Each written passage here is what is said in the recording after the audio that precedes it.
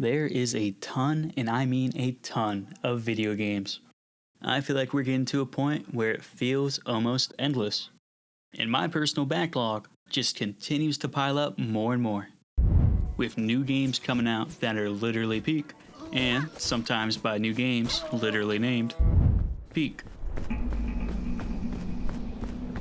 It doesn't matter if it's an old game, new game, or an indie game. I can easily get distracted by them all. But ultimately, I always have a backlog I constantly tell myself I have to get through. And with recently watching Alien Earth, I only thought it was appropriate to sit down and experience a certain game from that backlog.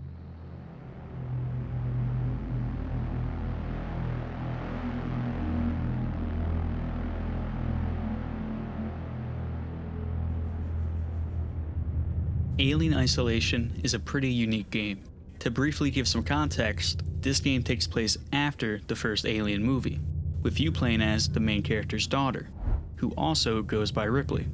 And she ends up joining a small crew that are trying to find a missing flight recorder, a flight recorder that should have information about her missing mother. But of course, disaster. In typical horror game fashion, you end up all by yourself, with you taking your first steps inside of Sevastopol space station, where immediately something feels a bit off. But real quick, when you first start playing Alien Isolation, you'll easily start noticing how good this game looks. They absolutely killed it with the lighting. You'll have these really pretty moments where you get to see into outer space, with the bright sunlight shining directly in, lighting up the entire environment. Other times, you get the exact opposite. Completely dark, moody environments with barely any light at all. Even random hallways in this game look stunning. There's so much detail, with the lights and even fog coming down off the wall. Easily, this is one thing Alien Isolation absolutely kills it with. They put so much detail into every little thing, which really helps nail that atmosphere in the process. And that goes without mentioning other things like this game's sound design, which equally has as much detail. With both combined, it really sets the tone and helps get you fully immersed into the experience ahead. Throughout the intro, you end up getting some pretty notable tools that any Alien fan would love, learn how to both hack and craft, and realize you don't have a way to contact your ship. Which basically means you're completely stranded on board the Sevastopol space station.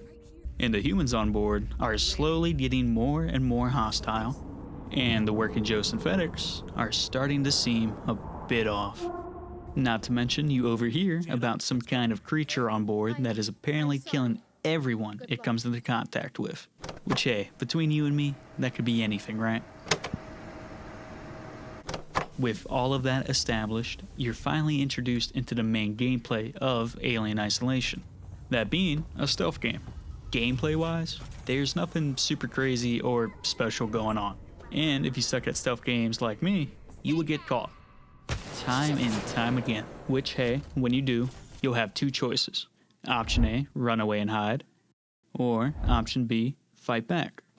If you go for Option A, you can just turn around and run away until you're slightly out of view, where you can then hide in a locker, under a desk, behind cover, or inside a vent.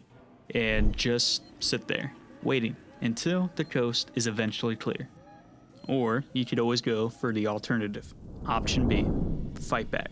In Alien Isolation, you have pretty limited weapons. Early on, it's only a wrench and a pistol. The wrench is very slow and pretty clunky. Not to mention, it's the same animation every single time.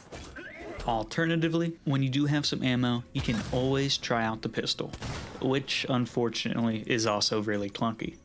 The aiming is slow and pretty inaccurate, which feels like a bit of a letdown. But in some fairness to the game, it's not supposed to be combat oriented. Your character is supposed to be weak, forcing you to use stealth, and it shows. Anytime you try to fight a synthetic, they can easily catch your attack. My turn now. And even throw you around like it's nothing.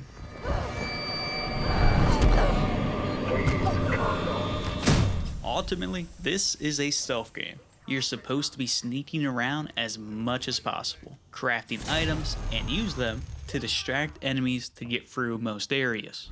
But the massive downside to each option is just the fact you will be repeating them constantly. Mainly due to this game actually being kinda long, especially for a horror game. Each option only gets more repetitive as time goes on. And the side characters just suck. They are super bland with no weight behind them at all, making it hard to care anytime they pop up in the story. Don't get me wrong, there are some cool sections throughout this game, but most can easily feel like a major chore to get through, which is so disappointing with how immersive and super detailed everything else is. Unfortunately, it kind of feels like a huge letdown. But if we're being completely honest, I don't think a single person came into this game for those side characters, or the synthetics, or even the story. I think we all came here for one thing specifically.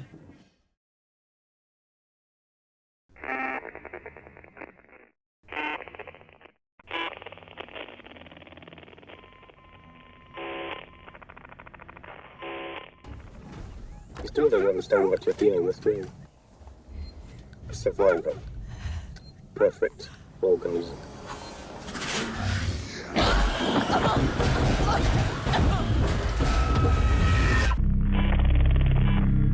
I can't lie to you about your chances, but you have my sympathies.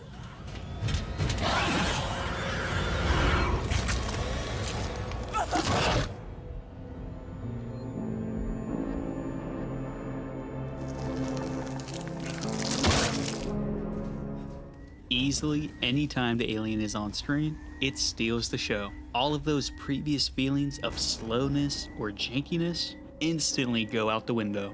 Now we no longer have a basic stealth game where you go from point A to point B. Now it's an immersive and super intense game of cat and mouse, where you stand little to no chance at all.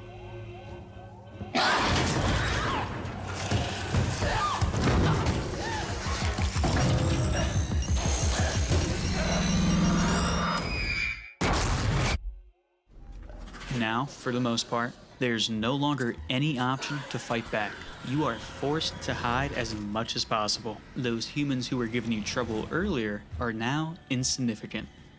Not to mention, there's nothing quite like the immediate sense of dread when you turn a corner only to see the alien walking right towards you, forcing you to run and hide as fast as possible. Easily one of the most notable features about the alien that I'm personally not going to dive too deeply into, mainly because there's already a ton of videos specifically about it, but basically, the alien really has advanced AI. So advanced, there's actually two AI that kind of coexist together and actually learn and react to what you do, all while you're actively being hunted down. This feature really gives you a super unique and dynamic experience anytime and every time you play this game. With the alien, the lighting, and sound elements I mentioned before all at play and mixing together is when this game really shines and shows how great it really is.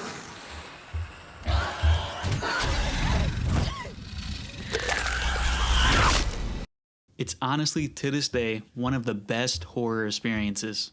It's super unique, cinematic, and most importantly, immersive experience that really feels unlike anything else.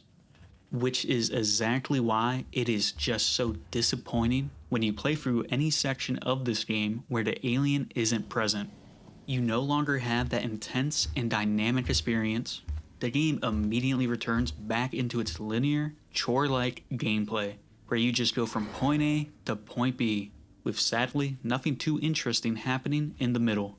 Which, surprisingly, that makes up a good chunk of the game, and it really weighs itself down so much, turning it into only just a okay horror game, but with one of the best horror experiences buried inside.